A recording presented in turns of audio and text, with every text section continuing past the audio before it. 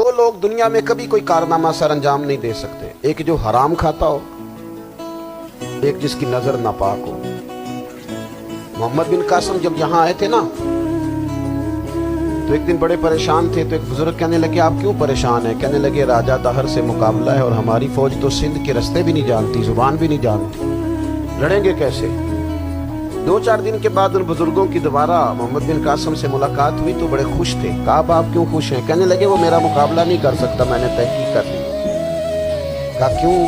کہنے لگے نظر کا گندہ ہے، اور جو نظر کے گندے ہوتے ہیں وہ میدانوں میں ٹھہرا نہیں کرتے۔ میدان کے لیے نکلنے کے لیے پاک جوانی کی ضرورت ہوتی ہے، تطہیر مزاج ہونا ضروری ہوتا ہے، پاکیزہ افکار اور سچی اور سچی ستھری سوچوں کا ہونا ضروری ہوتا ہے۔ اس لیے فرمایا کہ میرا مقابلہ نہیں کر سکتا۔ حضرت عبداللہ بن حذافہ کمرے میں تھے، وزیر کی بیٹی اندر سجی سنوری پہنچ گئی، جیسے ہی آپ نے اس کفر کی چال کو دیکھا تو تیمم کر کے نفل شروع کیا۔ وہ ساری رات بیٹھی رہی، رب کا بندہ ساری رات عبادت کرتا رہا۔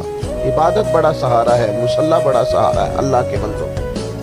صبح دروازہ کھولا، وزیر نے اپنی بچی سے پوچھنا چاہتا تھا رزلٹ کیا نکلا، تو کہنے لگی پیچھے ہٹ جا، اب تیرا میرا تعلق کوئی نہیں، میں نے نبی پاک کا کلمہ پڑھ لیا۔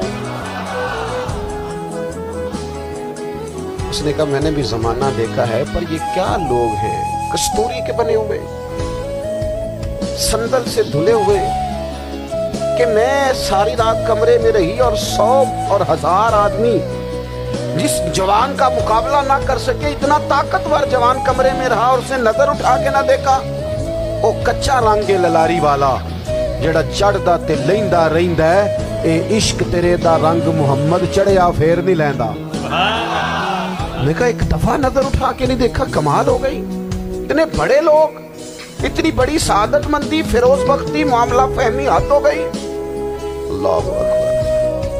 دوستو، بادشاہ جب پوری طرح ہار گیا نا، اسے کہا مار دو۔ تیل گرم کیا ایک کڑاہی میں، اور جب آپ کو اس میں ڈالنے لگے تو آپ کی آنکھوں میں آنسو آ گئے۔ بادشاہ کا خیال ہوا شاید نرم ہو گئے ہیں، کہنے لگا روئے کیوں؟ فرمانے لگے سوچتا ہوں جہاں